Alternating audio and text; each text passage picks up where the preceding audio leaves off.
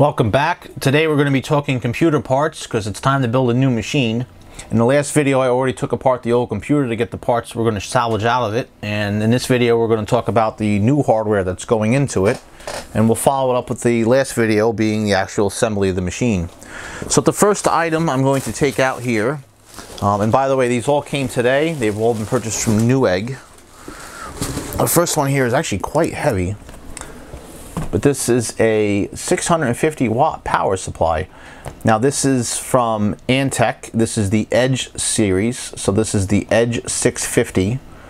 I bought this particular power supply for a few different reasons.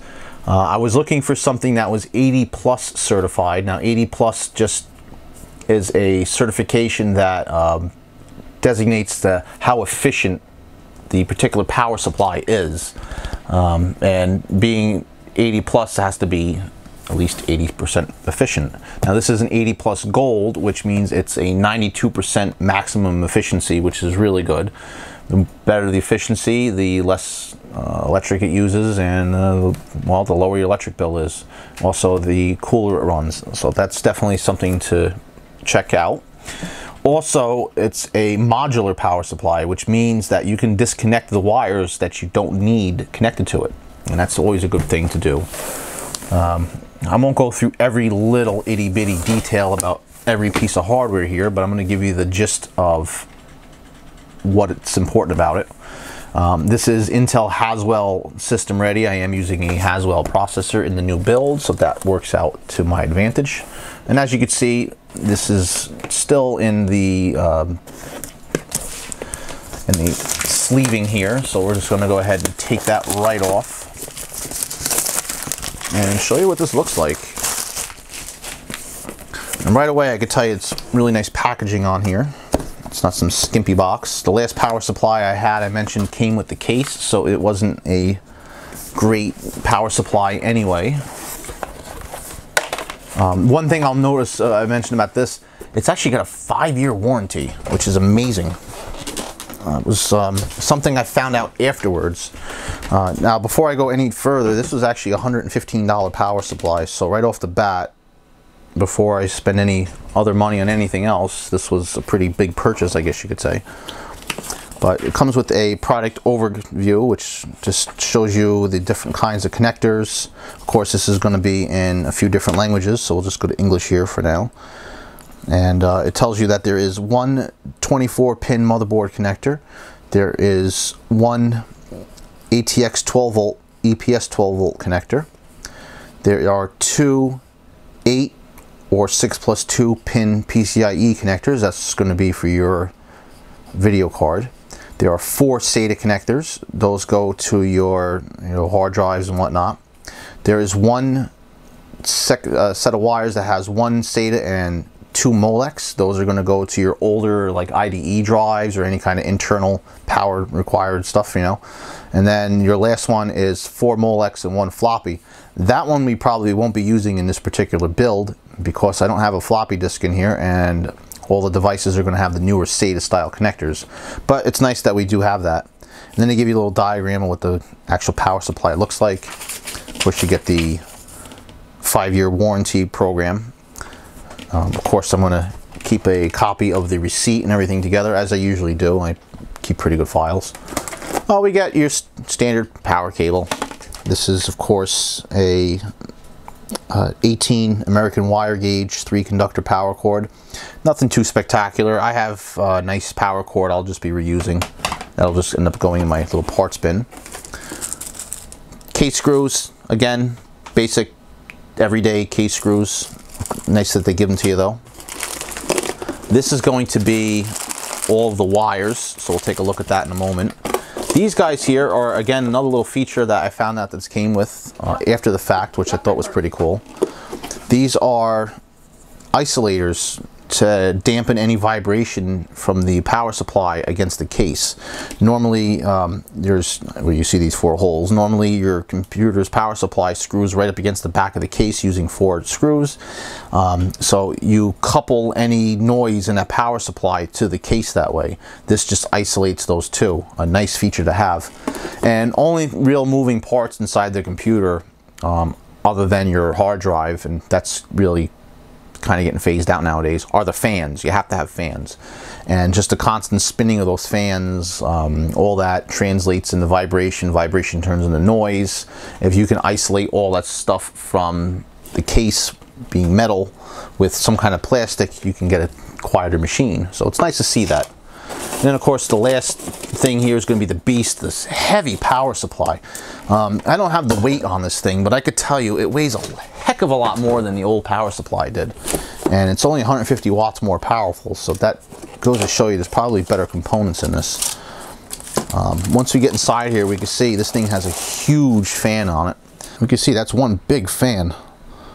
And really nice grill on this thing. I like the design of that. And of course, again, this is modular, so there's no wires coming out of this thing, which is really great. There's actually cases that use 2 power supplies, and usually that's when you have a really big build and you have like multiple video cards and stuff, but they use 1 power supply just for the video cards. And what's nice is you don't need to use the big power connector to the motherboard. Some of these are considered partially modular, which all these here are modular, but the motherboard connector isn't. So it's nice to see this being completely modular. And here's some specs if you want to pause the video and take a look at those. Of course, I'll have all that down in the description below, as I tend to do in all my videos. From the back, you see you have your typical power on and off switch. I like when power supplies have these. You can remove it from the mains power just by flipping this off, and obviously your computer is completely isolated from the grid. The other side over here, you can see we have an on and off switch for the LEDs. Again, a nice feature. These are where your connectors are going to go for your SATA and your Molex and all that kind of stuff. This is for your motherboard. And these are extra 12-volt connectors. We'll get into what all those are in here in just a moment. So let's see what's in this bag, because this is going to be the fun stuff here. Now, one of the things about this power supply that I didn't really notice when I bought it, it was kind of after the fact, was it's not sleeved, but they did use black wire, and it's flat cable, so that does help with cable management, and it'll make that a lot easier to work with. But we'll just take a look at one of these here. We don't have to go crazy with it. And we could see this would be the end that connects to the actual supply itself. And then we could follow it down. So there's 1, 2, 3, 4 SATA connections on this. And they're spaced out nice enough where if you had the right kind of case where you had 4 drives all kind of right next to each other, as they tend to be, and you can feed all that from 1 power cable, and that's really nice. We have one here this is the one that's got the 2 Molex, so there they are with 1 SATA. And this is going to be the IDE, the 4 IDE with the floppy. This one's another all SATA connector. And then these are going to be your motherboard connectors. The main motherboard connector is sleeved, which is nice. And we could see here, this is the motherboard end here. The way this connector works is some motherboards only need so many pins. It doesn't need the other 4 over here, so you can actually just break that right away. And on the power supply end over here, you can see there's 2 plugs. That's a pretty nice cable. Shouldn't be terribly long. Usually you don't need this one to be super duper long, and if you do, you can always get an extender. We'll see if I can fight my way through the twisty tie here.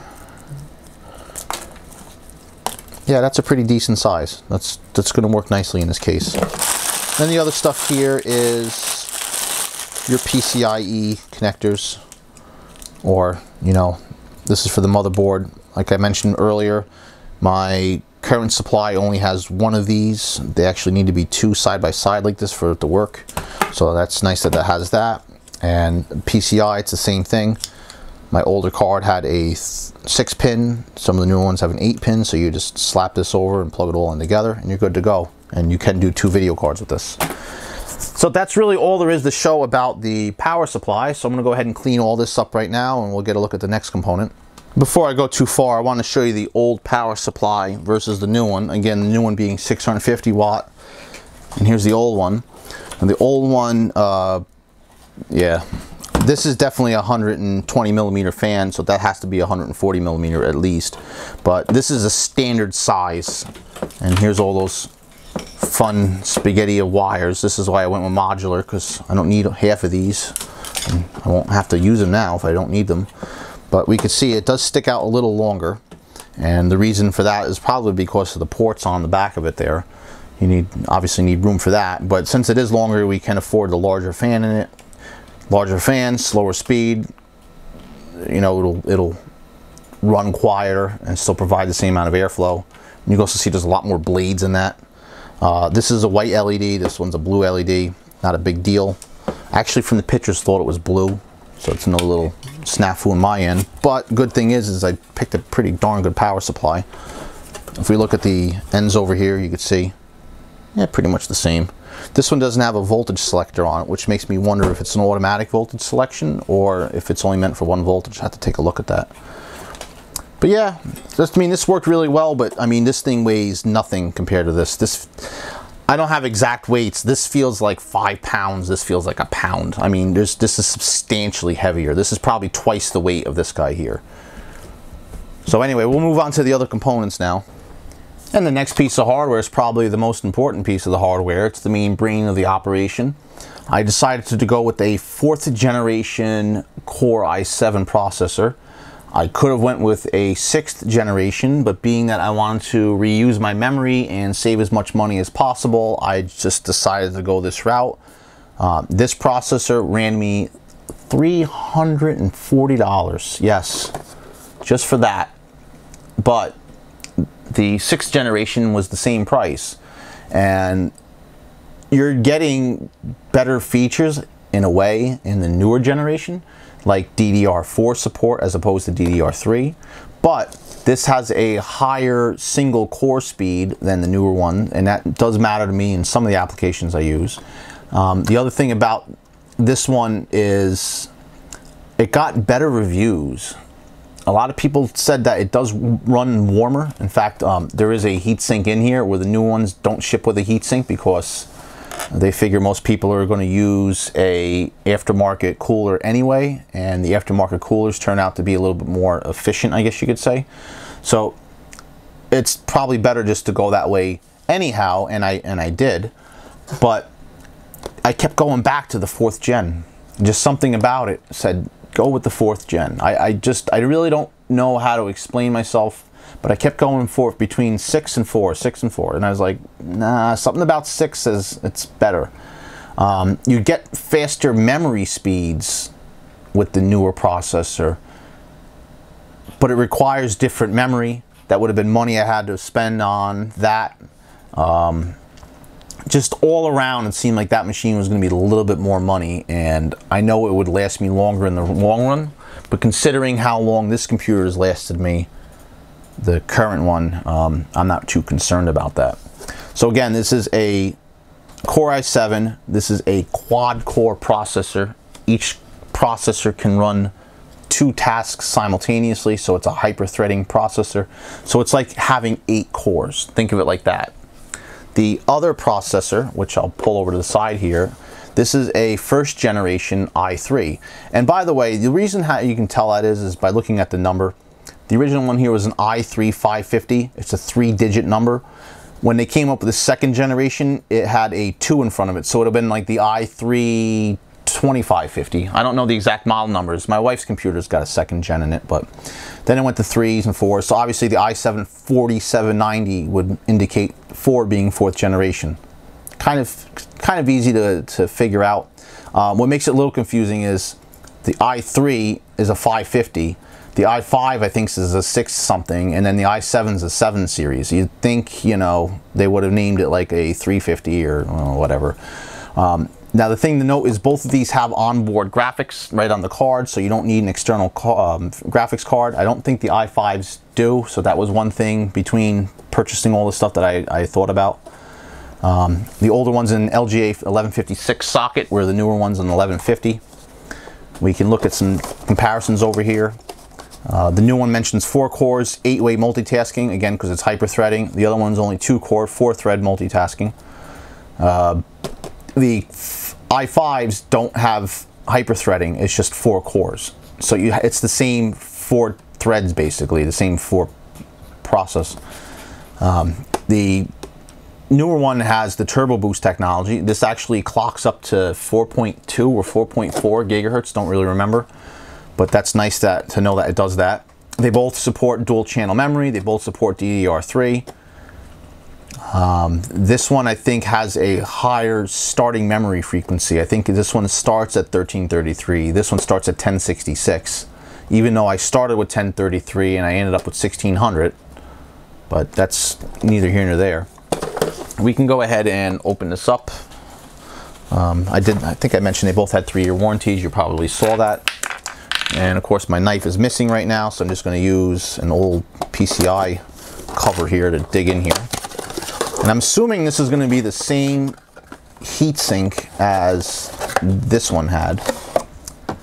Of course, here's the lovely Core i7 sticker. I'm going to wait to affix this just to make sure everything fits right in the case, but I will definitely be proudly displaying that once this is all put together. And inside here is indeed the same power supply. Yeah, I've called this power supply all night and in my last video. The same heatsink with the factory goop on the back of it. This one's nicer though because it does have a copper, well, maybe a copper pad. It may be a complete copper center. I can't really tell how thick that is, but at least has a copper pad here. Copper being a really great way to transfer heat. And then the rest of this is aluminum. I can tell you just by looking at this one versus the old one is the fins have a slight twist to it. The other ones, they kind of came off straight. Same design, just this one has the twist. And it's a little thinner actually. Or maybe it's just me. I don't know, it looks a little thinner, but... And I think I started mentioning PWM fans in the other video. This is also a PWM fan that's pulse width modulated. That means it basically it receives full power the whole time, but the actual motherboard is increasing or decreasing the duty cycle to speed up or slow down the fan, as opposing to doing it through through voltage. On a normal fan, 3 pins, you would reduce the voltage to reduce the speed, but that's not an efficient way of speed controlling something. Pulse width is definitely the way to go. And just spinning this, it sounds like it's making contact somewhere. I can't tell if it's making contact with the actual blades and the fins of the heatsink, or if that's just the way it's going to sound, but I don't really like that so far. Doesn't matter, because in the next box next to me is the cooler. And before we take that out, we'll just carefully and kind of gingerly show you the $340 piece of metal and circuit board here. A thing I didn't mention in the other video, this piece of metal on the top of the chip is what they call a heat spreader, and it actually comes in contact with the die that's below it. And this is just designed to spread the heat away from the chip, and then when you mount the heat sink directly to it, it just gives you a larger surface area to transfer more heat to the actual heat sink. Now the unfortunate thing about these is it's a round heat sink and it's a square chip, so there's only so much surface area you're going to get off this. But again, probably not going to be using this for sure. There's of course the little book, we mentioned that before. It mentions the 3-year limited warranty and how to actually install that.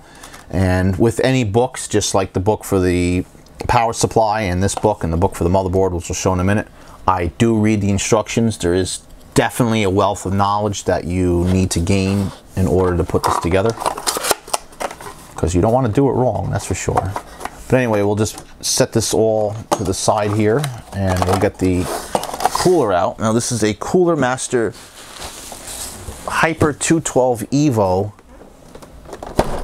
and this thing is huge. When I first opened the box before, I kind of did a double take because I said, why is this thing so huge? And Then I went, oh, I think it's too big. And yeah, I might as well just segue right into it. This guy is too big for my case. I looked at it this morning and kind of got a little bit upset with myself. I didn't look at the spec to see how tall it was. It's a 158 millimeters from the bottom of the actual heat sink to the top of the fan here, which is quite large. You can imagine this just sits flat against the motherboard. This one's going to stand upright, and it's huge. It's very, very big. And I wanted something I knew was going to cool this thing down, especially if I get into gaming, overclocking, any of that fun stuff. So for the nice cooler, I went and in haste didn't look at my case. And of course that makes a problem because I kind of picked the motherboard out based upon the case. I didn't want to get a full ATX power, full ATX case. I didn't want a full ATX motherboard. I didn't think I'd need dual video cards or anything like that since I've gotten away so long with just one, and I didn't go that route. So now I have a case with a motherboard that'll fit it, with a cooler that won't. So I do have to upgrade the case. I've already started looking. We'll figure out what I come up with. Inside here, of course, we get all the little hardware to put this in. They even give you the compound. Of course, this is going to be better than the compound I currently use, so I will go with that. And this is the retention bracket. There's a little book in there. We'll get into all that. Well, let's look at the main beast here and pull this guy out. And this has got a 120 millimeter PWM fan with this funky kind of blade design here. And if you listen, it doesn't make any noise when you spin it, other than the just sound of the fins hitting my fingers, but you don't hear that like this makes. This is, yeah, I don't know why it's doing that, but when we go hook this guy in, we won't have to worry about it. But now the way these work, these are called heat pipes. They're copper pipes that are hollow, and they're filled with some kind of coolant, I guess. I don't really actually know, honestly, but you can see one end of it's got like a blunt end, and then the other end's a crimped end. So they'll make these pipes, they'll fill it with whatever, and then they crimp the ends down so the liquid doesn't come out. And the way this is designed to work, this piece down here mates up to the processor, so this is where all of your compound's going to go. And through using the different brackets that are here, there'll be tension pushed down onto this, quite the same way these little plastic clips work. And this will sit this in there tight and transfer any heat from that. Well, that compound helps transfer any heat from that spreader to the bottom here, and then that heat will rise up through these columns, and as it does, this acts as a giant radiator. And then this fan, which if you look at the arrow, which probably doesn't show up on camera here, is blowing through it. So it's going to pull air in from here and blow it through here. They give you these extra plastic brackets. If you want, you can actually attach an additional fan to this, so you can have a push-pull configuration, so one pulling air through, one pushing it out. Might be something I may do down the road, depending on what kind of case I get, because this thing is just gargantuan. A lot of the cases I read about now that I look at it say it can handle the Cooler Master Hyper 212 cooler. So clearly they designed that case to fit large coolers like this. So I'll have to take a look at those guys and see which one I want. Well, with that, there's only one more piece to dig out, and I literally mean dig out at this point because I'm kind of inundated in boxes and stuff. So let me make some room here and we'll get that last piece out. And here's the last piece to take a look at. As you can imagine, it's the motherboard. Now this is the ASUS H97M-E CSM. There's an E model, there's an A model. I'm not really going to get into the differences between all those because obviously we're just going to be talking about this particular one. I went with ASUS because frankly ASUS is a pretty damn good name. I've had some computers over the years that I've gotten into the shop here that were OEM machines, like Dells and HPs, like those kind of machines that have used ASUS boards in them. Intel makes really good boards too. My old one was an MSI. I had a couple BioStar boards, didn't really have good luck with them, honestly. I see a lot of Gigabyte boards out there, haven't had much experience with them, but ASUS, which my wife's computer has. I've had good luck with the ASUS boards. There's some features that these have that I like. Real quick, her machine versus my machine, I have a standard BIOS, so everything is text-based when you go in here to configure it. Hers is actually mouse-based, completely graphical, so you can go in and make changes with a click of a mouse, which is far nicer, just more pleasing. And they usually make pretty good product. You know, I'm not a fanboy by no means, but I definitely like to stick with brands I know work well. And these guys are one of them. They mentioned they have a 1-year stable supply and advanced swap program. This is for corporate users, so I think the way this works is if your board goes down in the first year you have it, I think they send you a new one while you send them back the old one, so you have minimum downtime, which is kind of cool. They mentioned proven quality, enduring trust, 5x protection, 1,000 compatible devices, and 7,000 plus validation hours. That's great. You want to see that kind of testing. You want to see that it works with a slew of devices. This does mention it's Windows 10 ready. I did have Windows 10 on the old machine. It was an upgrade from Windows 7 directly. I do anticipate on using the 7 software on this that I originally had. I have to do some research on this, but I believe I can still use my key even though the old computer was upgraded to 10. And I also been reading that you can actually install 10 and use the 7 key. So if that's the case, I should be able to do either operating system. I'm leaning towards 7, but I might put 10. And obviously they're both the 64-bit editions, and I typically like using Pro, so I'll have that over home. But anyway, the motherboard's where it's at now. We can take it over and look at some stuff. Again, some really nice packaging. Sorry about the glare, but this just mentions some of the things it has. Crystal Sound 2. They mentioned they use Japanese-made audio capacitors. There's a depop circuit. There's a dedicated audio PCB layer, and I'll show you all that when we get inside here. They have the UFVI BIOS, which is definitely the way we want to go. It's the newer style of BIOS. It's being directly manipulated by your operating system, and part of the other video that I want to shoot is the technical stuff to all this, because you can get kind of inundated with all these terms and stuff, so I would like to make it a little video explaining that, so that'll happen at another time. This mentions this an LGA 1150 socket for new 4th and 5th generation core processors, which includes the i7, i5, and i3, and of course the Celeron processors, which is basically just a dumbed down version of those other ones. It uses the Intel H97 chipset. This has 4 DIMM slots, one of the other things I required. With a maximum of 32 gigabytes, DDR3 1600 or 1333 megahertz, non-ECC, unbuffered. Most desktop stuff is non-ECC and unbuffered. It's got 1 PCI Express at 3.0 or 2.0 x16. It's got 3 PCI Express 2.0 slots, and that's an X1 port, by the way. Of course, you have your HDMI, DVD, or DVI and RGB ports, and it has a M.2 socket. And I picked up an M.2 SSD. It's not here yet. It will be here next week. I just want to get this kind of up and running without it first. It's got SATA 6.0, which is SATA 3. The other machine was SATA 2, which was 3 gigahertz. It does have 6 USB 3.0/2.0 ports. There's 2 on the midboard and 4 in the back panel. Then we have 8 USB 2.0/1.0 ports. 6 of those are on the board itself. The other 2 are in the back. It's got gigabit LAN, which counts for me because I have a gigabit network inside here. And it's got the standard 8-channel high-definition audio codec featuring their Crystal Sound 2 technology. That's not something I'm going to really worry about too much because I do have the external or secondary video or sound card here, as I mentioned. But we'll go ahead and open this up. Of course, it has the anti-static bag. We'll take a look at that in a second. They give you 2 SATA connectors. We'll may possibly use these. They look kind of short. A I/O shield.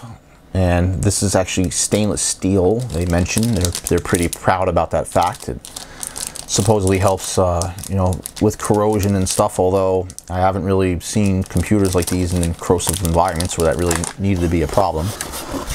Just your standard cardboard in your book. Of course, there's a CD in here, and you get a nice little ASUS sticker. And again, once we know which case this is going in, that will be proudly stuck to the front of it.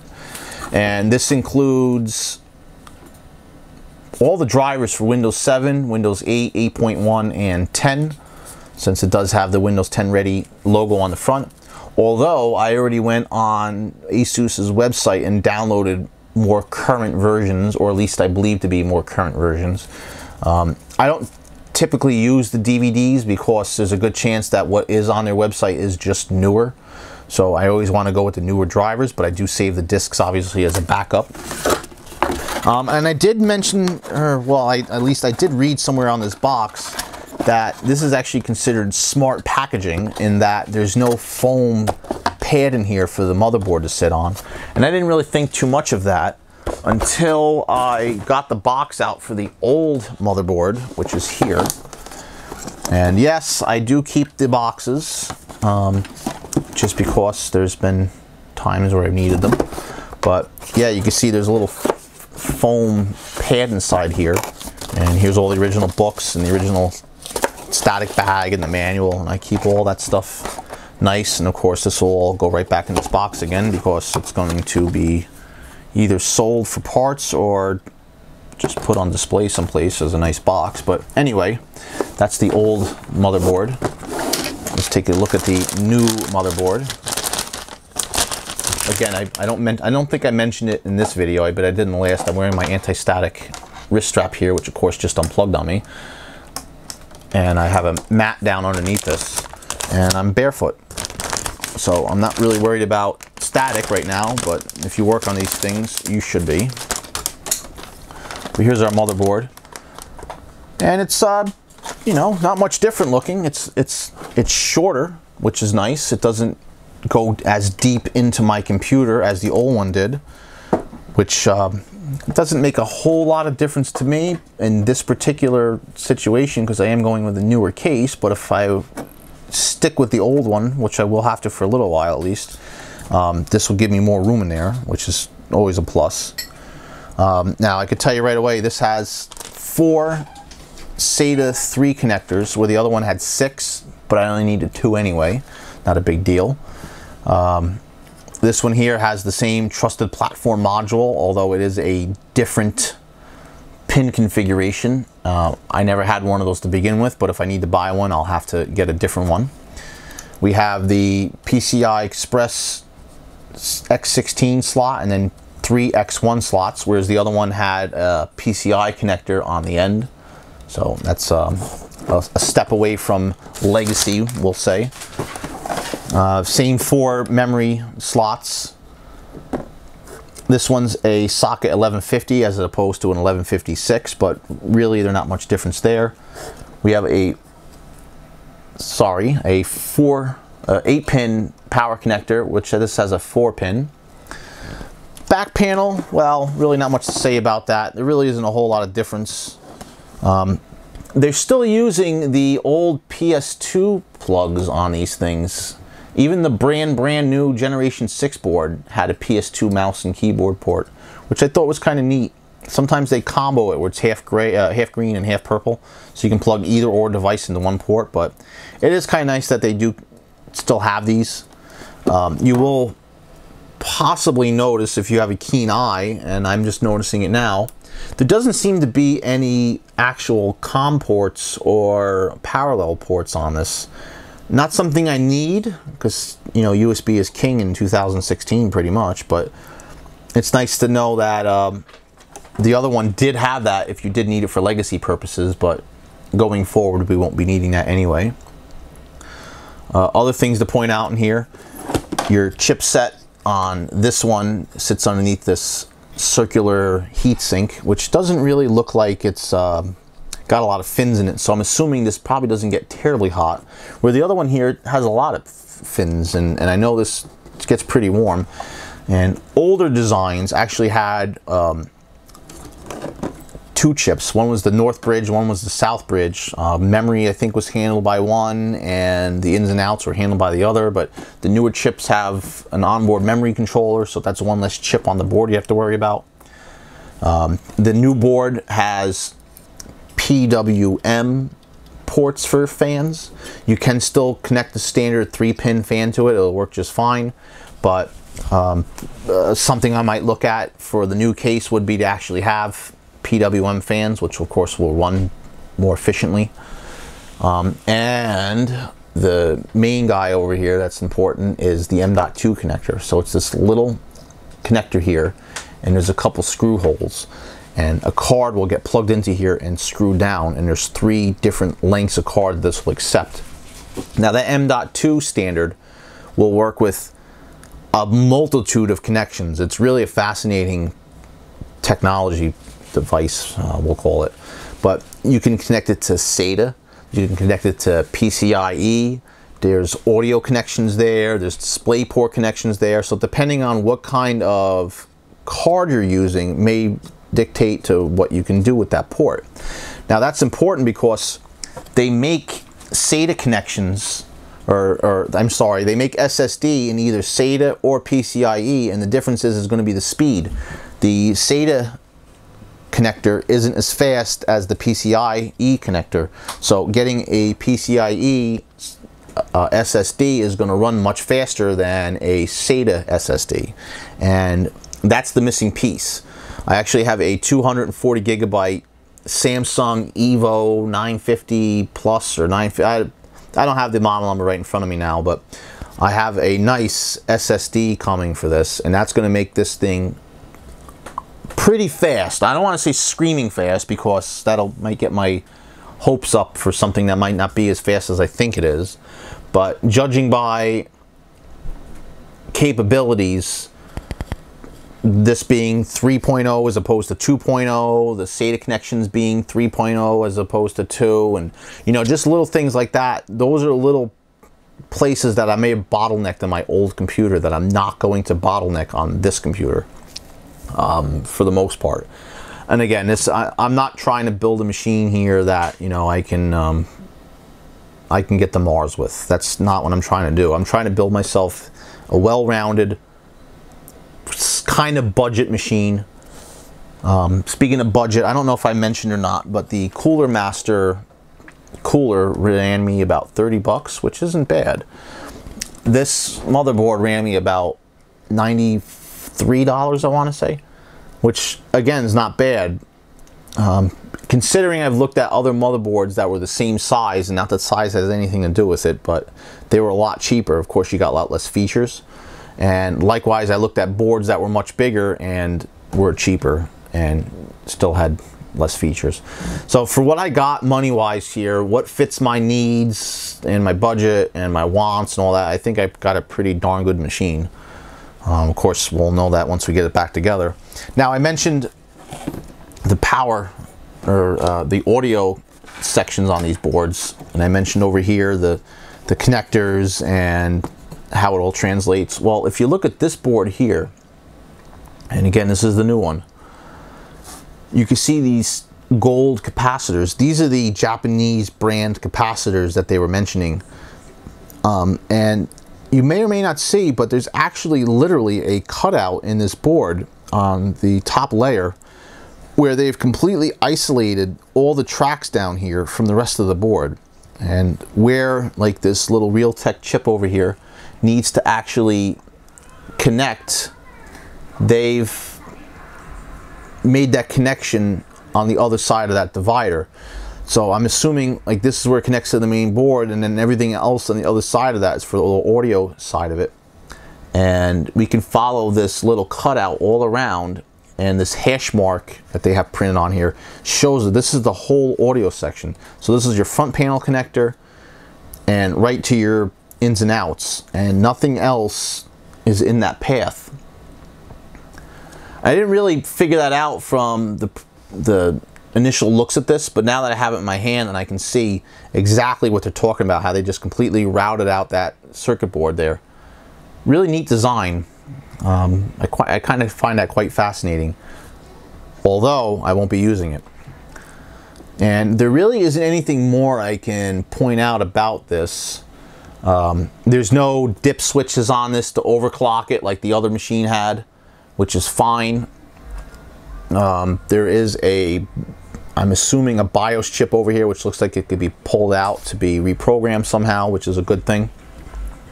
Of course, you have some clocks and some capacitors, and these are probably some kind of inductors that are on here, some shielded inductors. 2 fan ports, one for the CPU, so there's 3 total. Oh, these memory slots are kind of neat. They lock on one end up here. You can see they move in the lock, but they don't lock on the other end. And what they did with these is, it's kind of neat. The non-locking end just allows you to slip the memory in, and it kind of press fits, and then you lock on the other side. Then to get it out, you simply just unlock one side and pull the memory out. I'm a little leery about that. I've never seen that before. I'm kind of thinking that may or may not be a good idea because, well, it makes it easy to get the memory out and in, but it may be a bad idea because I don't know how secure it's going to be. And just to show you a traditional channel, you know, RAM channel socket over here, you can see it has these 2 clips. In fact, I'll even I'll go so far to just show you a piece of DDR RAM. This is the original memory I bought for this back in the day, but it's keyed.